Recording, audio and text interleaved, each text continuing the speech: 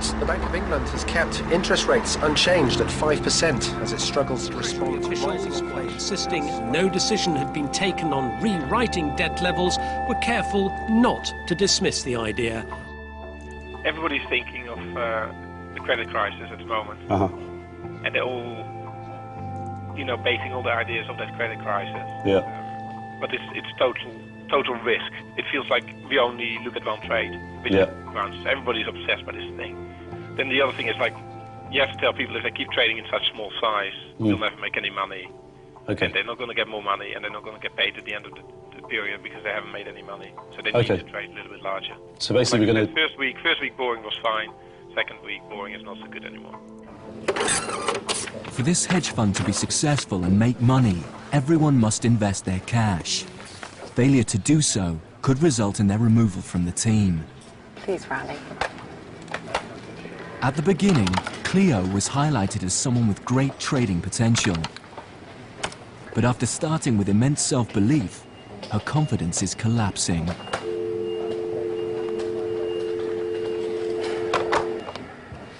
With no trades in place, she must get invested to stay in the game.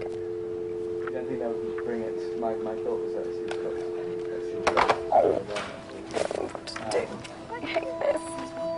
I think I actually hate this. No, but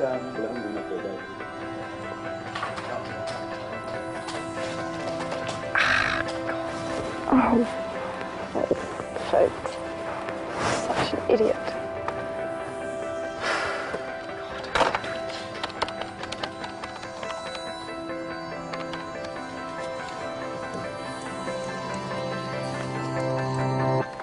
Why didn't I just bloody buy it? She's actually really scared about trading, which is a little bit concerning. I think I might have to go and speak to her later, take her out of the office or something, because I can see that her head's a bit all over the place, and she's really scared about pulling the trigger. I just can't commit to it. I just can't commit to it, you know? You don't, look, it's very, very difficult, this business, okay?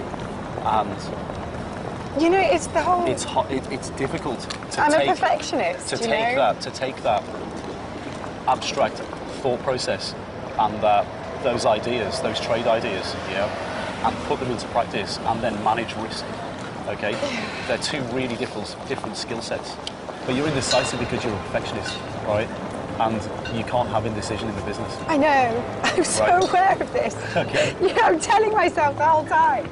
Nothing ventured, nothing gained. Just put it on, just put it on. And then I just sit there and fanny about. Just accept that. Nothing. Just accept that you cannot be right 100% of the time. It's impossible. I know. It's absolutely impossible.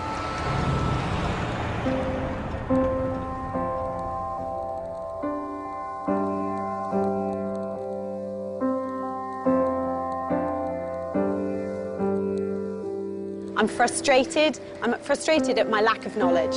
Massively frustrated by it, and that spills over in this, this sense of being. And I feel like a lamb to the slaughter at the moment. Now I feel pressure that I've really got to find trades to put on, and whilst it's good to have a bit of pressure in this uncertain market, I don't feel that that's necessarily the best thing, because the last thing I want to do is put on trades just so I've got positions. But I'm almost feeling like I'm being pressured now to put on trades purely for that reason, just so I've got positions, just so my capital's invested. But when the market is this volatile, I don't think, I think unless you can really, really read it, then you're a bit of a fool, really. Oh, God, look where it's gone. No wonder it's... For his third trade, Simon believed he was playing safe, investing £3,000 in insurance company Royal Sun Alliance. I've got an open position on RSA, which I'm getting a bit nervous about. It's had a terrible day. It's unfortunately, majority of them have today. I was thinking of lightening my position by buying, say, 800. That would be 1/3 of them, roughly, and then lowering my stop to stay in the market for the rest. You could do that. See why not? Right. Let's make a decision. Could I buy 800? Buy 800. at whatever the market price is now? It's 50 and spot 4. Simon has just made a fundamental mistake. To reduce his risk, he should have sold 800 shares. Hang on a sec, you've got a sell stop loss on, yeah? No, I've got a buy stop loss. You've got I beg your pardon. I'm so sorry. I've gone completely the wrong way. Right. This was a buy. Another 800 now, you see. Ah, well, could you sell them again? That was a mistake. Simon, I'll be selling you 1,600 now, is that correct? Correct. The price of selling that's 15 spot 1, so you're making a loss on that. Oh, shit, just my luck. So let's just say this again very slowly. You have sold 1,600. 1,600 at 115. 115. Spot 1. Spot 1. Okay, that's amended for you as well. Okay, done. Thank you. Cheers, Sam. Cheers. Bye.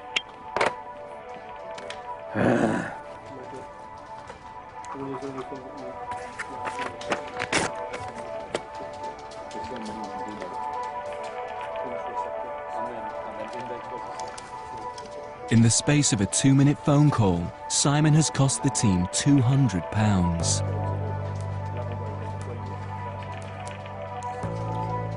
So far, every deal he's made has lost money.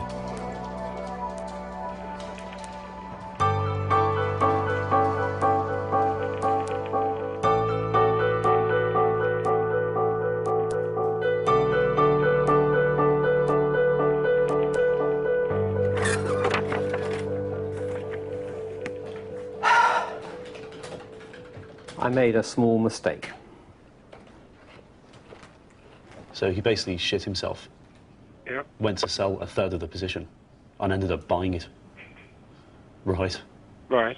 And then he realised what he'd done and then went to sell double the amount to get his position correct. And then So he bought instead of selling. Yeah. If you say buy when you want to say sell, it just means that, you've got shit for brains. Well, yeah, that's what it means. It's totally switched off. He's panicked, shit himself, lost his mind, and done the trade the wrong way around. I'm pretty annoyed because, there's mistakes and there's mistakes. Yeah. We have to think about what we're going to do about this. Yeah. Cleo was has been a bit of an issue in the last 24 hours. She's actually scared of having positions. Right. We were off the desk today for an hour and a half, and I've got shit to do. You spend an hour and a half with her? Yeah, because, mate, she's crying. Do you know what I mean? Who can cry for an hour and a half? Someone who's never traded before, who's scared of trading, 1 week into this exercise, right? That's okay. A person who can cry for an hour and a half. Great. One has shit for brains and the other one starts crying. We're doing well here. Yeah. It's judgment day for Mike's biggest trade. The results of the HBOS rights issue are in, and it's not the news Mike wanted to hear. HBOS, Britain's biggest mortgage lender, raised about £4 billion in a rights offer to shore up its balance sheet. The trouble is, most of the shareholders didn't actually take up their rights to the shares. Today's shareholders bought just 8% of the stock on offer, leaving the underwriters, Morgan Stanley and Dresdner Kleinmont, with a bit of a headache. Underwriters will try and get subscribers. Do you know anyone who's long, somebody's long HBOS? Yeah. One of you guys? Yeah, it's Mike, yeah. It's just time to keep an eye on the price this morning, because yeah, he's on it, yeah. It's not very good news on them either. No, I know. With HBOS falling, Mike's short sell in German bank Allianz isn't working either. Come on, HBOS. Despite the problems, its share price is unaffected. I'm hanging on to my arse here. Jesus Christ. I mean, my reason... What is your ratio telling you? Your ratio? It tells you that I'm down about 4%. I'm right on the brink. Come on, bitch. For sake. His £8,000 pairs trade is now losing money. It's not good, not good. And he's provoked the wrath of Lex Van Dam. Hello. Hello, I have Lex on the line. Okay, thank you. Thank you. Hey, how you doing? Hey, man, how's it going? Okay. You see HBOS? Yeah. Does Mike know what's going on? I don't know. He hasn't spoken to me. It was madness itself to go long HBOS. He's been waiting.